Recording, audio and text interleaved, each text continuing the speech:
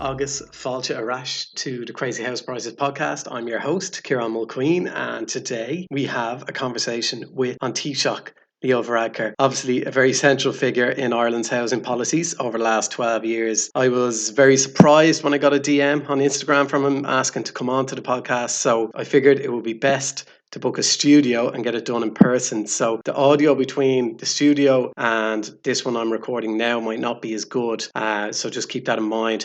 I also want to acknowledge up front that I know many of you might be expecting or even hoping for a heated exchange here, and I get that. I totally understand the anger and the frustration that are out there. It's palpable. The fallout from the housing crisis is real and it affects us all. However, I'm not here to scream and shout at people. That's not my style, nor is it the purpose of this conversation. Instead, I've opted for an open dialogue, a chance to hear about the challenges that the government are facing, the strategies, the successes, any failures, straight from the source, the leader of the country. And importantly, I want to put forward some tangible ideas to him that might help us as a society move forward. And if you listen right to the end of the conversation, there are some good ideas that I have in my book, some of which Taoiseach, Mr. Varadkar himself, found quite good. So I'm hoping that these ideas can help to improve the home buying process in Ireland. So make sure you listen right to the end for that part.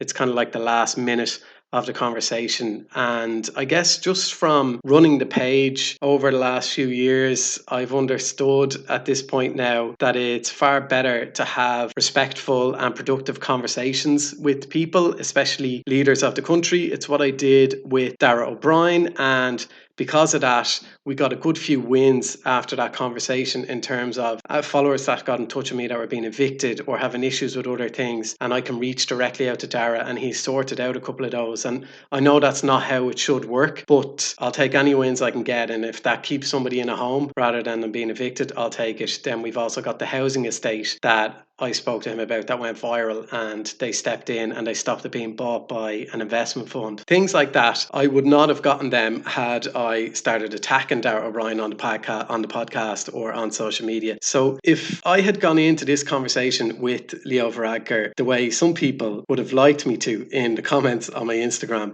me as a complete amateur with zero experience going up against a very experienced politician who deals with those type of people day in, day out, let me tell you, it would not have gone well for me and the conversation would not have been productive whatsoever. So I do hope you enjoy the chat with him, and please do keep in mind that I'm not Vincent Brown, I'm not a qualified journalist, I'm not an interviewer, I'm not a reporter, I'm just a guy with a phone with a few followers on Instagram, and I do my best to get some good questions across to Leo Varadkar, and we were tight for time, but please do remember, I'm not a professional interviewer, but I do think it becomes a positive, productive conversation that hopefully leads to some form of change.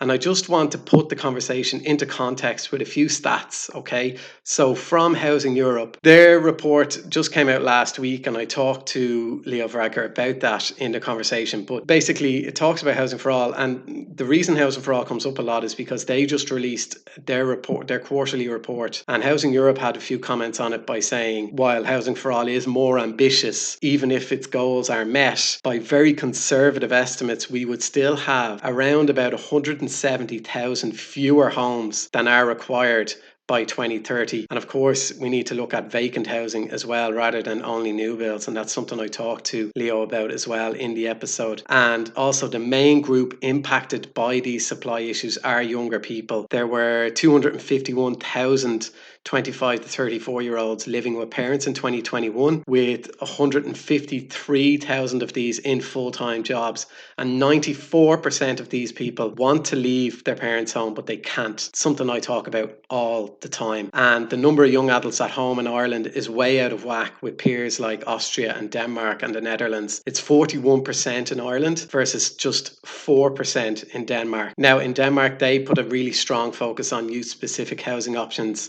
so that's an important factor, which we don't do here. And then just some other stats. One that I go on about all the time is actually the lack of supply that's available to buy. So in 2022, there were 29,581 homes built, 8,209 1,619 of these were sold to owner-occupiers, 9,166 were built to rent, and only 8,590 were actually for sale. And the proportion of new homes available for sale has declined by over 43%. This is as of 2022. And 7 out of 10 new homes built in 2022 were one-off homes, or so as in self-builds or social build homes or build to rent. So only 3 out of 10 new homes are actually available for sale. And on that, first-time buyer activity has increased actually 30% since 2017, but the activity on new homes is down over 70%. This is because of a lack of new housing available. So these people are forced to buy homes in commuter towns. So there's just very little in Dublin. So just before we go into the conversation, a really quick reminder that if you like what I'm doing here with the podcast and with the Instagram, please do have a look at patreon.com/crazy house prices. You can kind of get involved then in ongoing dialogue. There's more exclusive content over there just for patrons, like Q&A podcasts and things like that. It also, the support over there is what helps keep this podcast going, keeps the Instagram going, and just helps bring us all closer to finding solutions. So with that all said, let's dive into the episode. I'm going to pause the podcast for a second because I want to talk to you about a company called Financial Planning Matters. Their website is fpms.ie. This is a company that I know very well, and the team behind it are fantastic. It's a small Irish company that believes that financial planning should be accessible, easy to understand, and affordable for everyone. That's why they offer personalised financial advice that's tailored to your unique needs and goals. Their team of expert financial planners will look at your current financial situation and develop a personalised strategy to give you a roadmap to achieve your financial goals. It's not just about setting up a pension or investing your money. They'll consider all aspects of your finances to help you get to where you want to be. So that could be saving for your deposit. It could be knowing where to invest your children's allowance. It could be maybe you have loads of money and you want to know what to do with it. So their customer service is incredible. I've been using them for over a year now and I cannot recommend them enough. So check out fpms.ie. Now, back to the podcast. I guess the kind of main question I wanted to ask you was about something that, impacts me, it impacts most frontline workers, impacts most people that I kind of engage with on a daily basis. And that's just how a city can function when frontline workers, nurses, teachers like myself, Gardaí, just can't afford to live in Dublin. That's kind of the main thing I'm getting in every single day. So how, in your opinion, how does the city function going forward when so many schools are struggling to find staff, so many hospitals, the new hospital, where are their staff going to live? So yeah, well, look, first of all, thanks for having me on the podcast. I do follow you on Instagram, so I've found what you do very interesting and very educational as well. Thank you. Great to read the stories of first-time buyers getting their first home, and obviously horrified by some of the examples of really sharp practice and appalling behaviour in the rental sector, which I see on the Instagram posts, which I need to hear about, because part of my job obviously is to be aware of these things and to change them. But to answer your question, like, a city can't function, quite frankly, if there isn't affordable housing for people for a place to buy, people for a place to rent. And the housing crisis isn't only in Dublin, it's in all parts of Ireland, but it is at its worst, of course, in Dublin. And it's not just about key workers. You need people who are going to work as security guards, as taxi drivers, people working in shops, people who work in cafes and restaurants, you name it. Like, they're all key workers in my view, not just public servants. So, and if you don't have affordable housing for people, then a city can't function well. And, I wouldn't like to see Dublin become one of those cities where only wealthy people can live in the city centre, and there are cities like that, and we need to make sure that doesn't happen. And that means ramping up social housing a lot, which we are doing as a government, but we need to do it more. And it means new forms of public housing that are new to Ireland but are now becoming a reality in Ireland, like cost rental, for example. So you'll have seen St Michael's Estate, not too far away from where both of us live. Planning permission just came through there the other day, and that's going to be a mixture of social housing and cost rental, but we need way more of that at a scale that we're not yet currently delivering. Yeah, I saw actually Dara Turnbull, the Housing Europe, they just released their latest kind of report today, and that is one of the main things they speak about in terms of recommendations as to policies that we in Ireland can look towards, and like that cost rental, which is fantastic in the Housing for All, it's brilliant. My only criticism would be that there's just not enough. It's not ambitious enough. Even going by the targets in the Housing for All, even if we did meet those goals, the Housing Europe estimate that we would have 170,000 fewer homes than we actually require by 2030, and that would be a pretty conservative estimate. So, and with the release of the kind of updates on the quarterly figures for Housing for All, how do we tackle that? As you said, we need more affordable options for people to buy as well as to rent. Yeah, well, look, we definitely need to scale things up as quickly as we can. There's a huge deficit of housing in Dublin and in Ireland, and we need to catch up on that. If I think back, I've had the privilege to be in government now for nearly 12 years, and if I think back to when we first got into government, there were only 7,000 homes being built every year. It's now 30,000. Social housing had almost ground to a halt, and we've really got that going again in the last couple of years. And things like cost rental didn't even exist. You know, it was the much maligned Owen Murphy who actually kicked that off, and now Dara's seeing that through and is making cost rental a reality. But we do need to scale it up. I'm on the record as saying I don't think the existing housing targets are ambitious enough. Dara O'Brien agrees, and we're going to revise them by the end of the year and increase the number of builds considerably, and that's housing of all types. It's social housing, it's housing for people to buy, cost rental, other forms of housing too, and that's what we have to do. But there are constraints, you know, the amount of available serviced land, the planning process, all those things that you know about, and we're working on them too. But I guess with the figures, say even from last year, it was around about 30,000 homes built last year, but 7 out of 10 of those were either one-offs, built for social, or were rentals. So few, I think it was 8,590 were built that people could actually buy. So with so few homes available for people to buy, how is affordability ever going to come down when so many people need a home and want to buy a home? But if there's only 8,500 available for me, say, to purchase, how is that going to bring prices down? Well, there aren't enough homes being built for people to buy. I acknowledge that. I don't think it's a case, though, that we need less social housing being built or less cost rental being built. We need more housing of all forms being built. But particularly as the total quantum of houses being built every year increases, we need to see a greater proportion of them being homes for people to buy. About 2/3 of first-time buyers actually buy a second-hand home. They don't buy a first home, so affordability touches on the two. And then, the kind of things we're trying to do to help people. I know demand side measures are controversial, but they do help first time buyers get a leg into the market and give them some sort of advantage over people who are trading up or trading down or maybe buying for investment purposes. And that's why we have things like the Help to Buy and First Home and the local authority home loans to help people get a mortgage if they can't go in from the banks, and then the new grants that we have for dereliction to bring out of use old residential properties, vacants, derelicts back into use. And we're seeing great uptake on that now. In Cork alone, about 500 applications have gone through. And the Housing for All, it does show that the activity in first-time buyers has increased. It's increased by 30% or so since 2017. But the activity on those new homes in the city, in Dublin, is down over 70%, and that's just due to a lack of housing estates being built in Dublin. And that's forcing those people then to move outside of Dublin into those commuter kind of towns. And that kind of brings me back to the first question is, if those people are finally able to get out of the rental sector and buy their own home, but then it's in a commuter town, like it's going to be such atrocious public transport. How does the city just keep functioning, if people aren't able to live in there? And obviously we were very lucky to be able to do it, but that's because we could move home.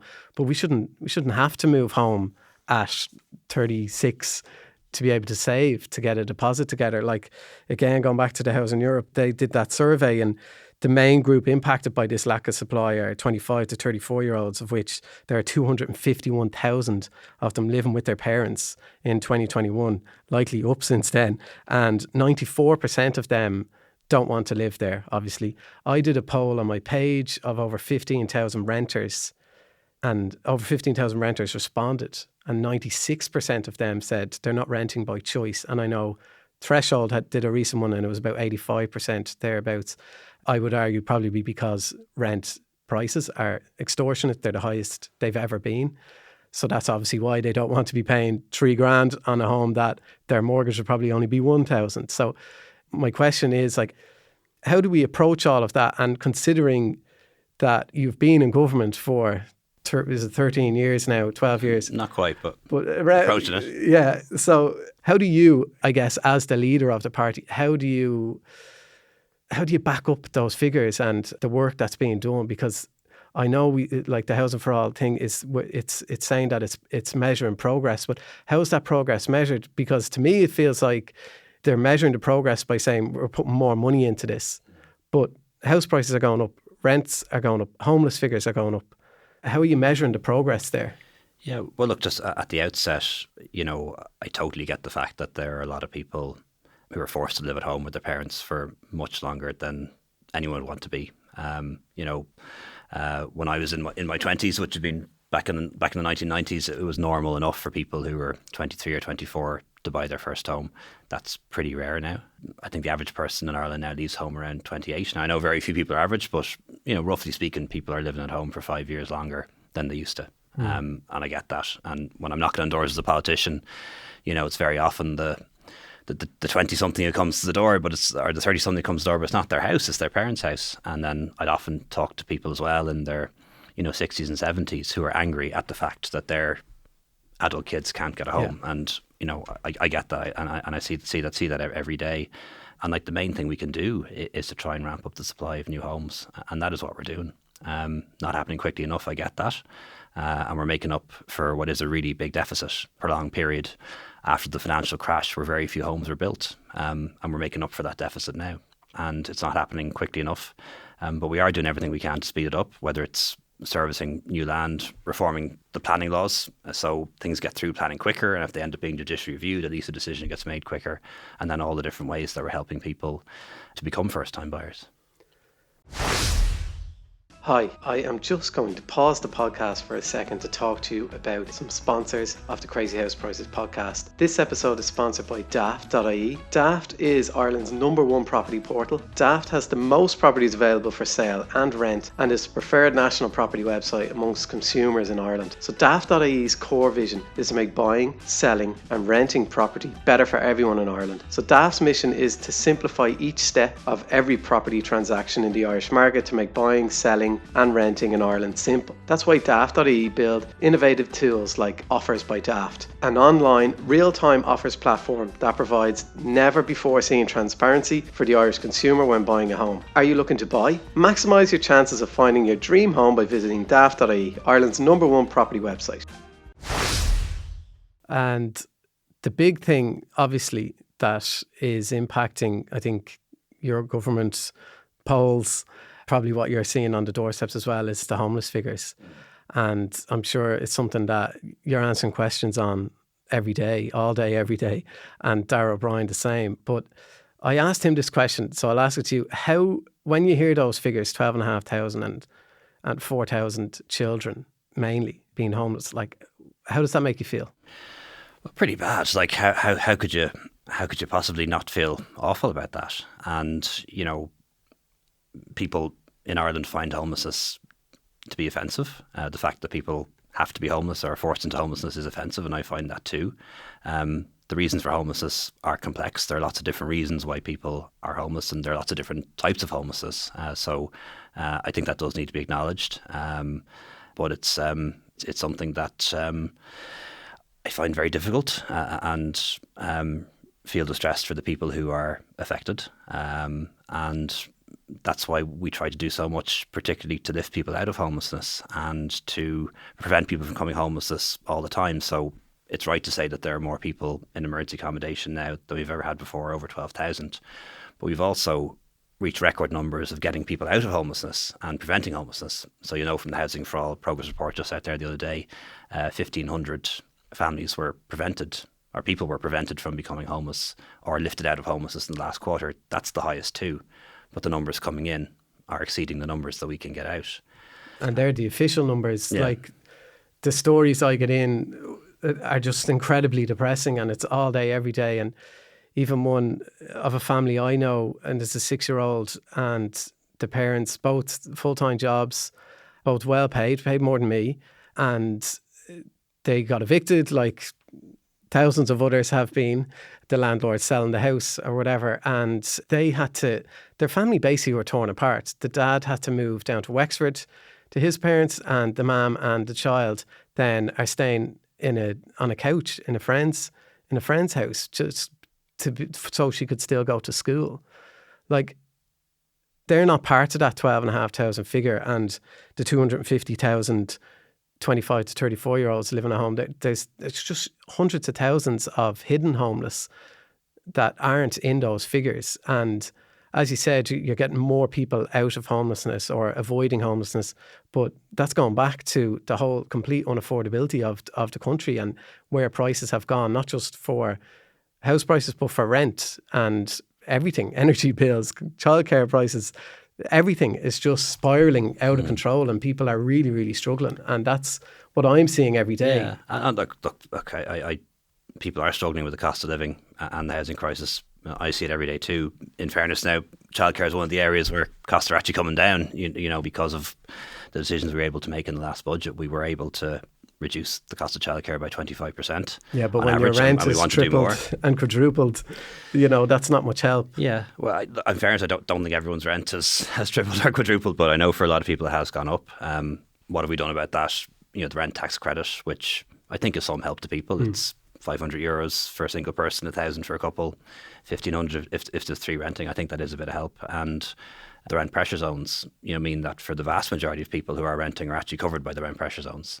And the maximum increase allowed there is 2%. And we can see from the census the difference between the average rent that people actually pay and those kind of asking figures that you see in daft.ie, for example. And that does show that a lot of people, hundreds of thousands of people, have been protected from those rent increases. Unless they get like that. I don't know if you saw the story. I was actually talking to Darragh O'Brien about this yesterday, and he's looking into it. But there was a family who were evicted. Landlord said he was selling the house, as they always do. Didn't sell the house, put it back up for rent they were renting for 1,700, put it back up for 3,750.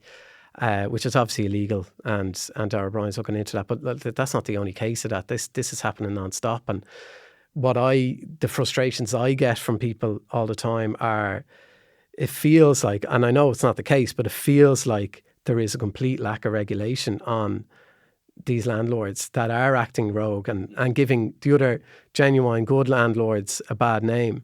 Same goes for estate agents. It's always a minority, you know, that give the whole profession or the whole cohort a bad name. And what are you doing to try and amend that, to try and fix that, to make landlords a bit more accountable to the RTB? Because at the moment it feels like it's a bit toothless. I think there is a lack of enforcement. And I did see that case, and obviously I can't comment on individual cases, but if it is what it appears to be, it was a blatant breach of the law.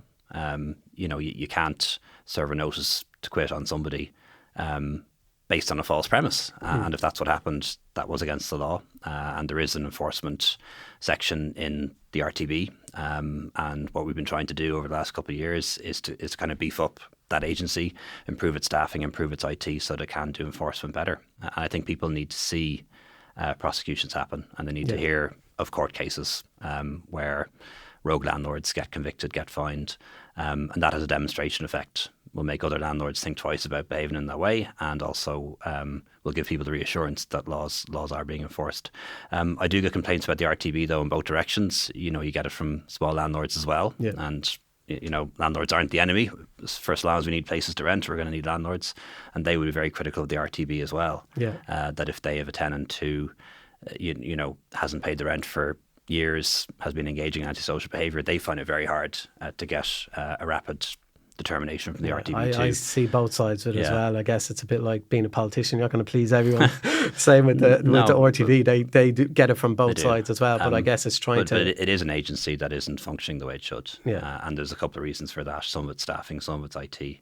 And the criticisms are coming from both sides. But it is a bit like on board Penala, which isn't working as it should for lots of different reasons. Like, it is something we are genuinely working on. We're putting the additional money in. Not find it so easy to find the qualified staff, but I think that will get better. And that's an issue, I think, in every sector, is finding staff or finding staff that have somewhere to live. And obviously, I don't want to keep banging the teacher drum, but it is also impacting large companies, multinationals, finding somewhere for their staff to live, and it's having a devastating impact. Yeah. But I guess going back to that isn't just about housing, though. Housing is part of it. We do also full employment. yeah, totally, And yeah. there's no sector of the economy now where people aren't struggling to find staff. Private, public, small businesses, big businesses, well-paid jobs, not so well-paid jobs, and it is one of the unintended consequences, I suppose, of having full employment. That recruitment and retention is a real challenge. But I'd rather have that challenge than what we had before, which was double-digit unemployment and youth unemployment and people having to emigrate as a result. And it's not that long ago that's where we were. Yeah. Another thing that people speak to me about very, very often is the massive number of vacant houses and homes and habitable homes, not including holiday homes. The census, I think, was over 160,000. And I know the vacant and derelict tax has come in. In my opinion, it's very low. It's probably not enough of a stick to encourage somebody who is sitting on a vacant or a derelict house to do something about it, because it's so low. I think it's a little bit more than what their property tax will be. Would you ever consider making that a bit more of a radical tax, a bit higher? Yeah, we would. It's a new tax. It's set, if I remember correctly, it's 3 times your LPT. Yeah. So it is designed to encourage people not to leave properties vacant for too long, which is unacceptable in a housing crisis, that people would leave properties vacant for 6 months, a year on end. So it is a new tax, and what we wanted to do was introduce it, collect the data, and see how it goes. So it is open to us in the budget to increase that, and that's something that is under consideration. We're trying to use a carrot and stick approach. So on the one hand, there's the tax for leaving a home vacant, but there's also all the grants as well to renovate an old building and bring it back into use for housing, which is working well. And just in the last couple of days, we announced this fund for local authorities. They have 150 million now that they can use to buy properties, renovate them for residential, sell them on, and then use that money again to buy another vacant building. One thing that will be useful, and we'll have this kind of data soon, is we'll have a better sense as to how many habitable homes really are vacant and where they are, because that census figure is right, 160,000. But we did drill down into that, and there are reasons why homes are vacant. Sometimes they're for sale, sometimes they're for renovation, sometimes the person in the house is in hospital or a nursing home, maybe not even for a long period of time. Sometimes they're in probate, you know what I mean, because the person in it has died. So there's actually a lot of reasons why a home may be vacant. And certainly in our cities, our vacancy rates would be comparable with other cities. There are higher levels of vacancies in rural areas for sure. And I guess that's even if of that 160,000, if we manage to get even a quarter of those, that would make a big difference. Yeah, imagine the difference that would make. And in reality, it might be that many in the end. The ones that are, are truly vacant, and we could get on the rental market or for sale, and that would make a difference. If you think about it, our housing output every year is only 30,000 at the moment. That would make a difference. And then the same thing goes for the dereliction, because the derelict homes wouldn't fall under that tax because they're not habitable.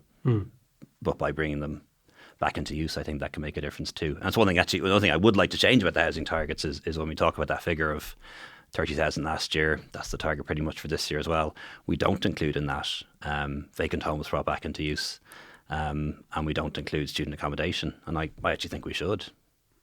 Well, on that, it's the student, because where we live, it's surrounded by student accommodation. It's also surrounded by apartments, all built to rent. We know the reasons why, finance and all the rest. But the build to rent apartments are extortionately priced. The rent is huge.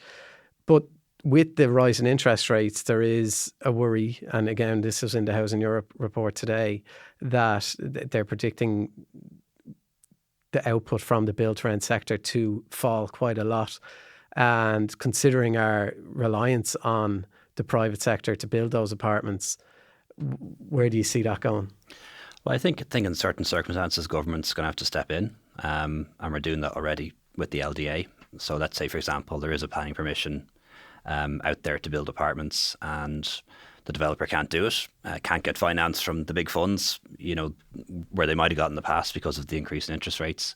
Well, then government can step in, and we can then use the LDA to finance the building of those apartments, and then we can say that they have to be used for the purposes which we determine. So sometimes that might be social housing, sometimes it might be cost rental, other times it might be affordable purchase. So without getting into too much details, there's Project Tussie and there's the Croí City scheme, and they're the schemes that we use to do that. So it will mean the government stepping in, and we are already doing that, and there'll be some announcements of deals that we've done in the next couple of weeks. And there is a planning clause, which you probably know about it. Local authorities can, when granting planning permission, set the condition that a house or a duplex has to be offered for sale. They can't currently do that for apartments, and I think maybe we should change that. We do need build to rent in our cities, but we also need apartments that people can buy. Yeah. And local authorities have used that clause with respect to 30,000 permissions. So these are permissions for houses and duplexes, and the local authority has said in 30,000 cases this has to be offered for sale. Can't be offered for rent, at least not initially. That power doesn't exist for apartments, and I think it probably should, and that would give Dublin City Council, for example, the power to say that we are granting permission for this apartment block, but it has to be for sale. But have the standards not changed for build to rent? So when they're building those apartments, they don't fall under the correct criteria to actually be available for sale. So they have to be for rent, the sizes and balconies and outside space and all that kind of stuff. Yeah, I have to check that, because I know Dara made some changes on the regulations for build to rent, and that does raise the question. Should there be different standards at all? Yeah, for build to rent properties over ones that are for purchase. And if the government are stepping in, is that not just another kind of way of propping up the market? Should there not be a case of, well, I feel anyway, like if you take Cork Street, for example, there's so many derelict sites along there that have been bought and sold over the decades, where a developer goes in, they buy it, they get planning, and then they sell it on, and they get that windfall, and they make a lot of money for not actually doing anything. Would you look at putting in, say, a land value tax or a site value tax, and a kind of use it or lose it on that planning, so that they can't do that? They can't just buy a site, get planning, and then sell it on. Yeah, well, they will be taxed on that. I think anyway that capital gains tax would apply in that circumstance, and then we do have the derelict tax. We have a number of taxes coming in. One that's quite controversial at the moment is that use it or lose it one, where land is owned for residential development, and if you don't develop it, then you end up paying a tax. So that's a new one. It only falls due, I think, from September next year. Now that is causing some controversy, by the way, because we farmers around the country who are saying that this is the land that I farm, and maybe it is serviced, but I want to keep farming it, and they're appealing at the moment. And then even around Dublin City, there are some places that they're used for employment purposes now. They're factories or they're commercial, and because they're zone residential, they're now falling under this tax. And they're saying, well, yes, we can develop this land for housing, but we'd have to close our business and lay off the staff and move out to the edge of the city, which creates its own problems. So we kind of have to get that one right. But that's why that tax is being brought in, to prevent land hoarding, essentially, and flipping, which is happening. There's a massive reliance on the private sector for this delivery of housing. And I know in Housing for All, you've announced that you're building more social housing ever since the 70s. Which is great. However, that's 50 years ago, and we're only building the same now in social housing as we were 50 years ago. And if we go back to when our houses were built 100 years ago, the first kind of tenant purchase schemes, is there an argument there that we could, the government could go back to that type of home building where the government act as the developer? It's your land, you employ the trades directly to build these houses or apartments or whatever it may be on government land. What is it that's stopping that, what we did 100 years ago when we had no money and now we're rich? What is it that's stopping that from happening? Or is it down to lack of availability in trades? Is it down to that would discourage private developers from building because the government can obviously do it cheaper? What is it that's kind of holding us back there? I do think we are doing a lot in terms of social housing at the moment. And I know there's this narrative that comes across sometimes that, my party in particular, Fine Gael, is anti-social housing. Like that's really not the case. There's 40,000 more families in social housing now than was the case 10 years ago. And by social housing, I don't mean HAP. I mean council houses or houses from approved housing bodies. And actually the percentage of people living in social housing is now 10%. It's too low, but it's actually gone up in the past 10 years. So, there was a freeze on home building when the country was broke, but we ended that freeze a long time ago, around 2014 or 2015, and we've been building up social housing a lot more since then. We would see the LDA as the government body to do what you're describing. Yeah. Was in Shanganagh not too long ago. Dundrum will be another place where this new government agency, LDA, is a developer in its own right. And what it's going to do is affordable housing, cost rental and social housing. Now, I know some people say we should go further and we should actually not use subcontractors at all, that we should kind of hire the builders, the plumbers, the electricians, all that directly. I think it'd be interesting to try that, just to try it out and see how it works as a concept. So I'm not entirely opposed to it. But I think what you would probably do is you'd probably just displace other home building. Those staff would move from an existing company to the government one. Would that be such a bad thing, though? If the result was that you didn't actually increase the number of homes being built and your cost of building was higher than the private sector's, it wouldn't be a great thing. How would it be higher, though, if you're not paying for the land, if it's on your land, if it's on the government's land? Oh, well, like if it's on the government's land, we are in some cases developing that ourselves, and in other cases doing it in partnership. But generally, when government tends to do things, it does tend to come out more expensive than the private sector for a number of reasons. Well, yeah, good ones and bad ones, by the way. We see that with the Children's Hospital, and that's always the argument people will make when you talk about the government. But to be honest, like it's not something that I am vehemently opposed to. Like I wouldn't be against the idea of having one of our local authorities or even the LDA trying that out. I'm just not convinced that it's the silver bullet that some people think it is. Like what I think we need, if we're going to build a number of new homes, we need is everyone doing it. So the government, the private sector, and then partnerships between the government and the private sector. I don't think this. If people say that there is an over concentration on the private sector in the past, I don't necessarily think an over concentration on the government doing everything in the future would be the best result either. The government needs to do a lot more housing, and also the private sector needs to do a lot more housing too. We could look towards other countries, I guess, for a model on that. Like Vienna is always touted as being a great model to follow. Denmark or Amsterdam. So Vienna and Amsterdam both have over 40% of their stock as social housing. And the research suggests that actually makes housing more affordable for everybody, not just those in social housing. Would that be a model you would kind of look towards? Been to Vienna, a lovely city. When you talk to people in Vienna, they talk about the housing crisis too, by the way. And a lot of people in Vienna are leaving the city for the outskirts for lots of different reasons. And Vienna has very low levels of home ownership. That is their model. I don't think it's the model that most Irish people want. I think most Irish people want to own their home, not just in the country, but also in the cities. So that would be my difficulty with that model, because that German model, Austrian model, these are countries that have the lowest levels of home ownership are among the lowest levels of home ownership in Europe. Whereas I think what Irish people want is to be able to own their own home for lots of different reasons, particularly cultural reasons, but also reasons around housing security. Definitely, and that's what I see as well. But last year there was more homes built for rent than there were for sale. So that kind of contradicts that, where people do want to own their own home, but if we're not building enough for people to buy. Yeah, and we need to. But if we went for that Vienna model, we wouldn't be building more homes for people to buy. We'd be building more public housing, essentially.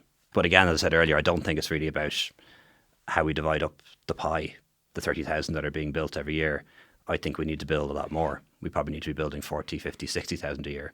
And that means more social housing. It means more cost rental. More of everything. But particularly, it means more housing for people to buy. How do we get there then? How do we get to 60,000 instead? How do we double that capacity? I think we can do it. As I mentioned, 10, 11 years ago, when I first got into office, was only 7,000. my first term as Taoiseach, it was 20. It's now 30. So even by increasing by 5 or 10,000 a year, I think we can get there. So it's 30,000 is the target for this year. Let's just say it's 35 the year after, 40 the year after that, 45, 50. You're getting to 60,000 by the end of the decade. And I think that's doable. Do you think it's radical enough? Look, the most important thing for me is that it's enough. That we have enough housing in the country that we're able to bring rents under control, that more people can become homeowners. So if that's the outcome, yes. But, I am very clear, and I've always said this, we can't solve this crisis without additional supply, but it isn't just about supply on its own. We do need to do the other things too. And I do agree with your basic point around social housing. Only about 10% of housing in Ireland now is social housing. That's higher than it was 10 years ago, by the way. But in a lot of countries, it's closer to 20%. And that would be better for everyone, not just the people who benefit from social housing, who get to live in social housing with affordable rents, but it does actually free up other properties for other people to rent and helps to bring down the cost of housing generally. But getting from where we are now, which I think is about 180,000 social housing homes in Ireland, to where you'd like to be 360, that is going to take time. Okay. And I know, speaking of time, I think our time is up. So maybe we can check back in 6 months or so, or a year. I should say, I did enjoy your book. I picked it up in Marlowe's, and there's a section in it that I am going to follow up, and I am following up with Dara, which I found very interesting, which is around just the complications of the process of buying a home. Yeah. Not sure which ones we can do, which ones we can't, but we're going to get some. We're going to look at a property and see if there are things we can change around that home. I think it's chapter 16, but that kind of home buying process, which I know a lot of people find really frustrating. Absolutely. I could talk about it all day. So, you have my number. Long time since I bought a house. So, but I do. I think it's got harder for lots of reasons. Yeah, if you have my number, you can ring me. I can give you some tips as to what people are finding very, very difficult. It is an arduous process. There's a lot of grey areas in it. And maybe somewhat unnecessary delays, like probate. Yeah, like we have to look at these things because there's always a lot of unintended consequences. But I think one of the suggestions you had was that a house shouldn't be offered for sale until probate's sorted. Yeah. And that the seller should do the survey. Yeah. And on the face of it, they sound like really good ideas, but we have to get our officials to look at it so they can tell us why it's not, and then we'll decide whether or not they're right or wrong. Thank you so much. Really appreciate it. Thanks, Will.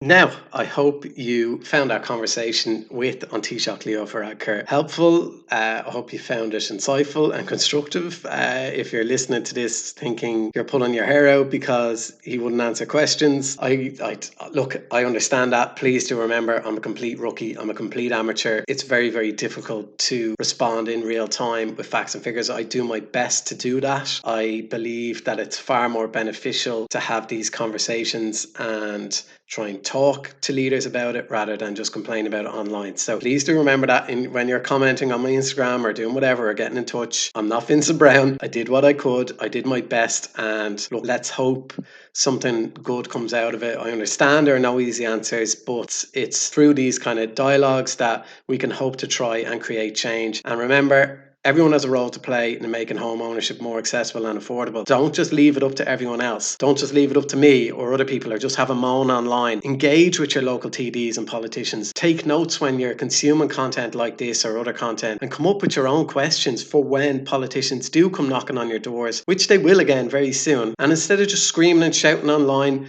maybe come up with some constructive questions and just engage in dialogue, and less abuse and more just conversation, more talking. That's how we get things done. So I'd like to thank Taoiseach Leo Varadkar for coming on the podcast and engaging in the conversation, and for some of his positive feedback on the solutions I proposed in my book, which is called How to Buy a Home in Ireland, if anybody wants to check it out. So hopefully we can make some headway on some things. Just even if we can just improve the process a little bit, I'll be happy with that. And that's about as much as I can hope for. I think at this point, I'd love 80,000 homes to be built. But if you've got thoughts or questions on what we've discussed, do get in touch. But please don't be getting in touch with me saying just giving out because I've no interest. I did my best. Or if there's someone you'd like to hear from on the podcast, please do let me know who you'd like me to chat to on here. And if you want to continue supporting these conversations, please do consider becoming a patron. As I said, you get access to exclusive content, including Q&A Q&A podcasts that you won't find anywhere else.